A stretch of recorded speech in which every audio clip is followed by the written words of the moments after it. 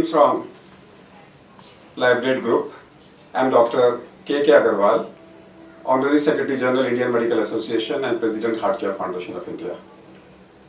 With Livebrate, who is digital partner of Indian Medical Association, we have a IMA Livebrate initiative in which we try to interview and talk under the segment Ask the Specialist, various specialists in various medical fields, and pass on this video to the general public and also to the healthcare providers. Today we have with us Dr. Yash Gulati, who was awarded Padma Shri by the President of India. He is at present Senior Spine and Joint Replacement Surgeon and Advisor Orthopedics, Apollo Group of Hospitals throughout the country and abroad.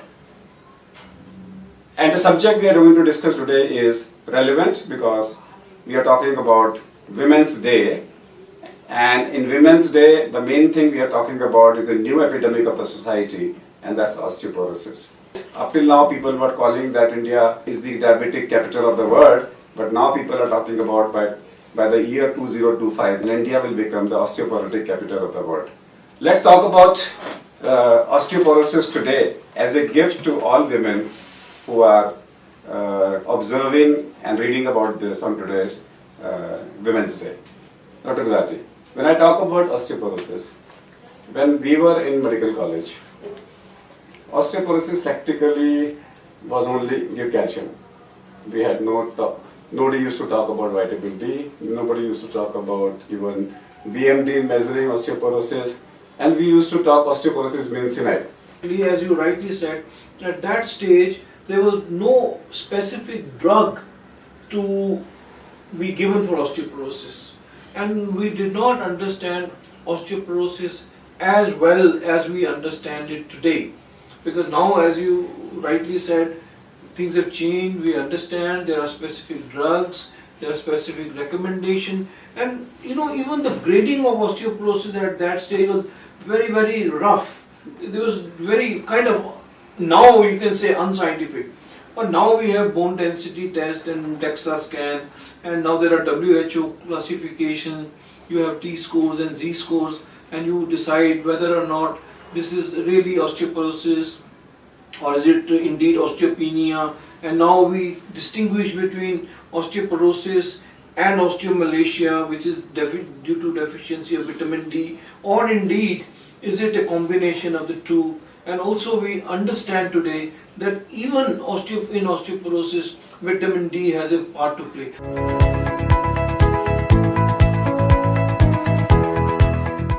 It is the decrease in the bone mass.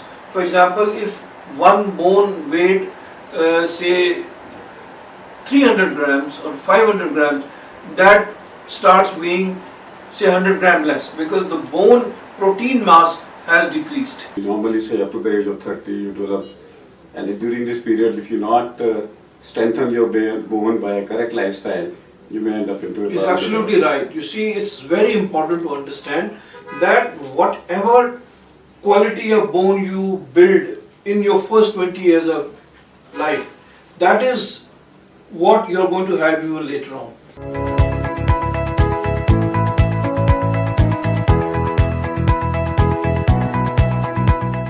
As we know, the longevity in India has been increasing. A lot of people are now living to be in their 70s, 80s, 90s. So is the population of women. So the bone-related problem in women, which actually become much more around the time of menopause and thereafter, have also obviously been increasing. And these may be related to so-called health of the bone, or osteopenia, osteoporosis, or osteomalacia, or many women start getting joint pains, for example rheumatoid arthritis or age-related arthritis as time passes.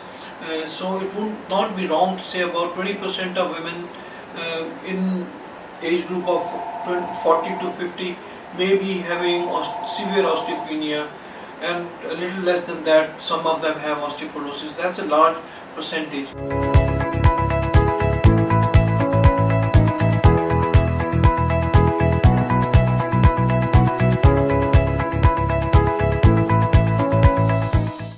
talk about diet, anything specific for the young women less than 20 years of age? Less than 20, balanced diet. All 7 colors in 6 days. Yes, you talk to your dietitian, talk to your grandmother, she'll tell you what you should be eating. I mean, this fad of zero figure, it's going to be a disaster in time to come, I can assure you. Fat is extremely important. You can't do away without fat. Take the diet which is fortified with vitamin D, We don't have or 45. yeah, I mean some kind of oils which are fortified, or you take fish oil or other diet which have vitamin D. Get outdoor as much as possible, and if you can't, then at least take some supplementation for that. Drink milk so that you get good calcium. So Take other all things. girls should see to it that 1 hour of recess they get in the school or in the college, they must spend in the sunlight. Well, sunlight or you don't have to be under the sun, because it's not the light, as you know, it's the ultraviolet rays. So even if there is cloud, the ultraviolet rays will come. So it's not the direct sun, it's the ultraviolet rays which are coming in sun rays. So means if you're outdoor, you're fine. You're outdoor, you're playing, you're active, you're fine. So let's talk about now the next group, 20 to 40 group. Well, I 20 mean, to 40. Is there anything change in the 20 things to 40 don't group? change.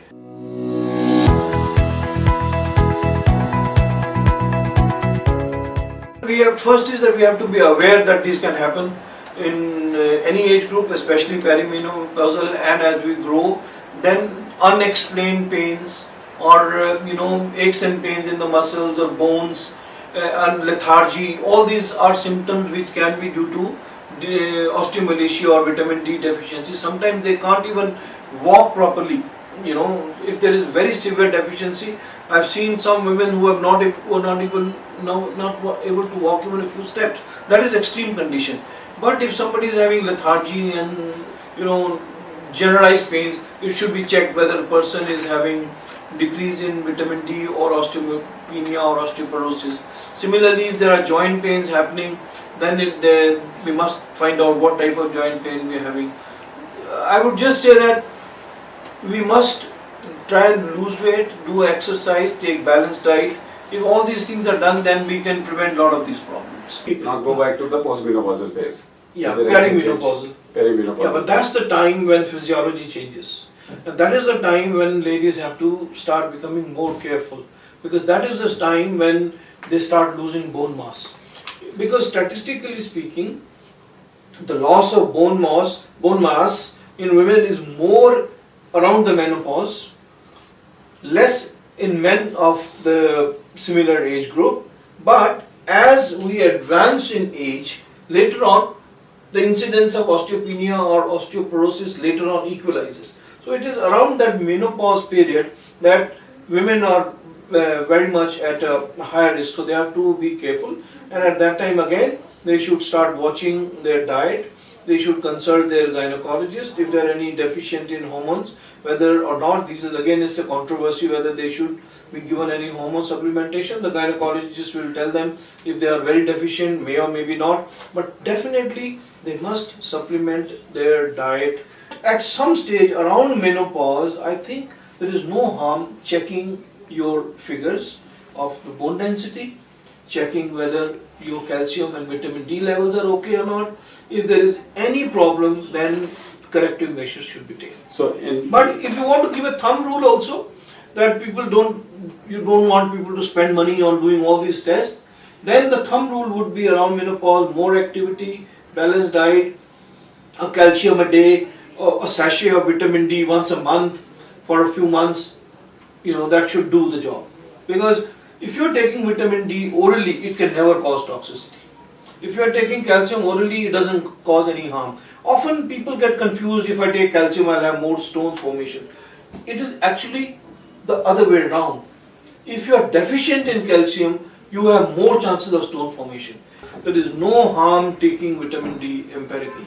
Because if you see the data that has come out from Indian studies also, that very large majority of people are vitamin D deficient. This Women's Day, if I have to give a gift to my sister, to my friend, or to my mother, or to my aunt, or anybody else, what should I give in terms of osteoporosis? Should I give her a BMD check?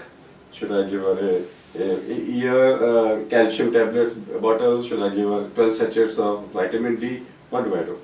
What would you give? What would you give it to? I would make her aware. I think awareness would be the best gift. So what Dr. Gulati has said is very clear.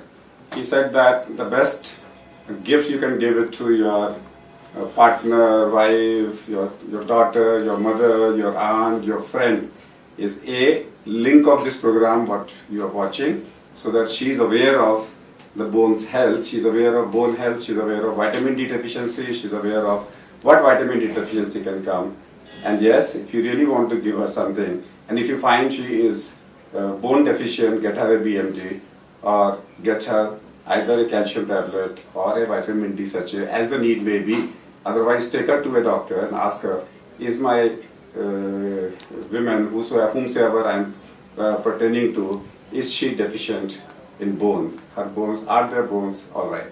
That's all for today. Let's thank Dr. Yash Gulati for being with us in this program. You will be able to watch this program in Librate.com. You will also be able to see, if you put down Dr. Yash Gulati Librate, you will be able to see it in YouTube.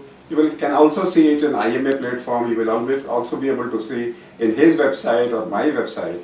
The purpose is to spread the message across the country and to pass on the message that on Women's Day, look after the bone health of your lady, partner, daughter, whatever you are concerned about it. Again, we thanks Librate.com as an initiative under the IMA Librate initiative, where we have come a series of such talks. We will come back and we'll see you again. Till that, goodbye. Thank you. Let's thank Dr. Yash again. Thank you, sir. Thank you for being here.